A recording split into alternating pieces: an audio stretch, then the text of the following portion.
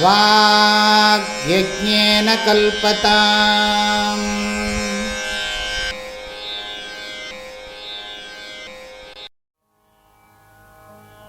ॐ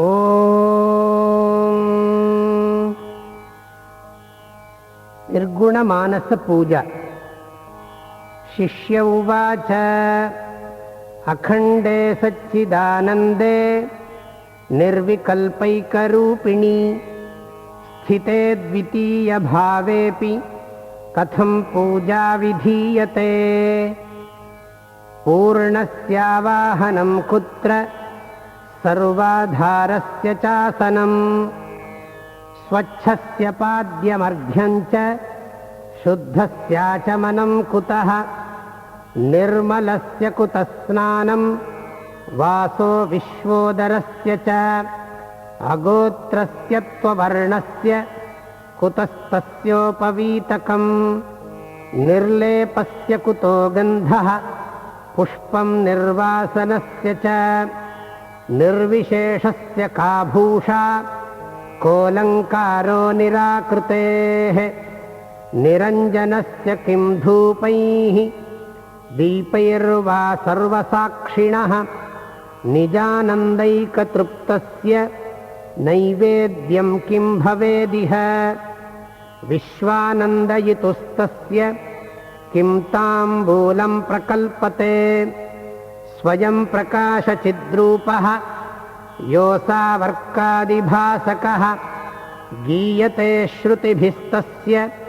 नीराजनविधिः कुतः प्रदक्षिणमनन्तस्य प्रणामोद्वयवस्तुनः वेदवाचामवेद्यस्य किं वा स्तोत्रं विधीयते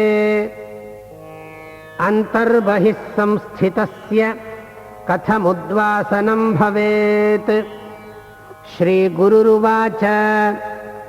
आराधयामि मणिसन्निभमात्मलिङ्गं मायापुरी हृदयपङ्कजसन्निविष्टम् श्रद्धानदी विमलचित्तजलाभिषेकैः नित्यं समाधिकुसुमैरपुनर्भवाय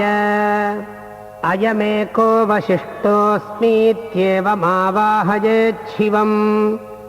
आसनं कल्पयेत् पश्चात् स्वप्रतिष्ठात्मचिन्तनम्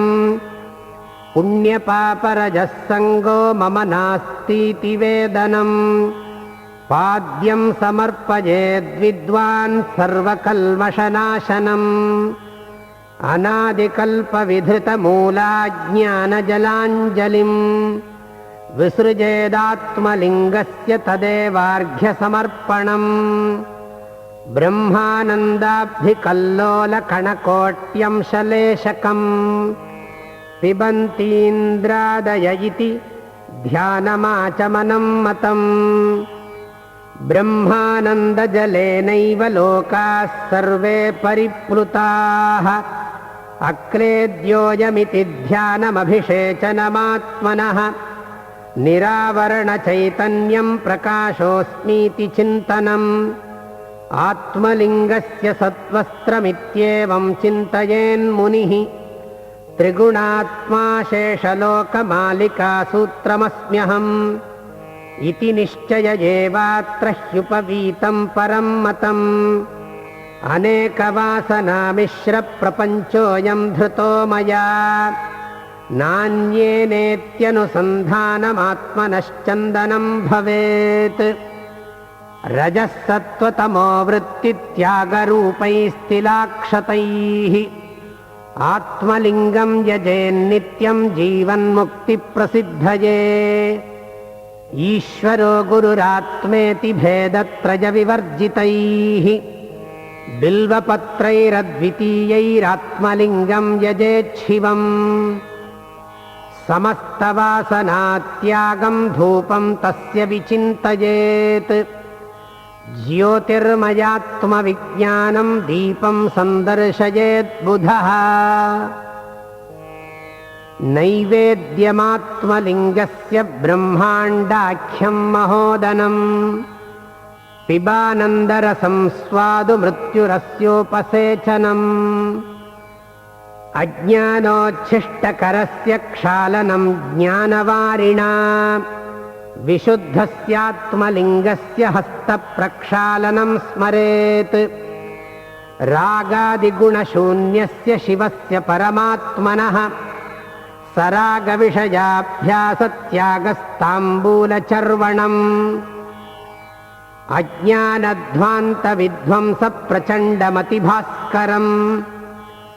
आत्मनो ब्रह्मता ज्ञानं नीराजनमिहात्मनः विविधब्रह्मसन्दृष्टिमालिकाभिरलङ्कृतम् पूर्णानन्दात्मता दृष्टिं पुष्पाञ्जलिमनुस्मरेत् परिभ्रमन्ति ब्रह्माण्डसहस्राणि मयीश्वरे कूटस्थाचलरूपोऽहमिति ध्यानं प्रदक्षिणम् विश्ववन्द्योऽहमेवास्मि नास्ति वन्द्यो मदन्यकः इत्यालोचनमेवात्र स्वात्मलिङ्गस्य वन्दनम् आत्मनः सत्क्रिया प्रोक्ता कर्तव्या भावभावना नामरूपव्यतीतात्मचिन्तनं नामकीर्तनम् श्रवणं तस्य देवस्य श्रोतव्या भावचिन्तनम्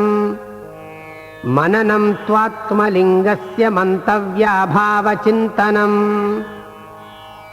ध्यातव्या भावविज्ञानं निदिध्यासनमात्मनः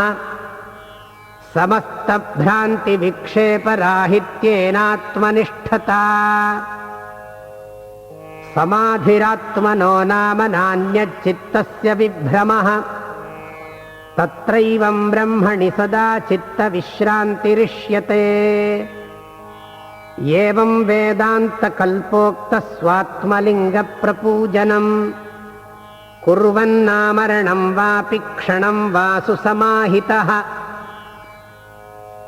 सर्वदुर्वासनाजालं पदपांसुमिव त्यजेत् विधूयाज्ञानदुःखौघं मोक्षानन्दं समश्नुते। ॐ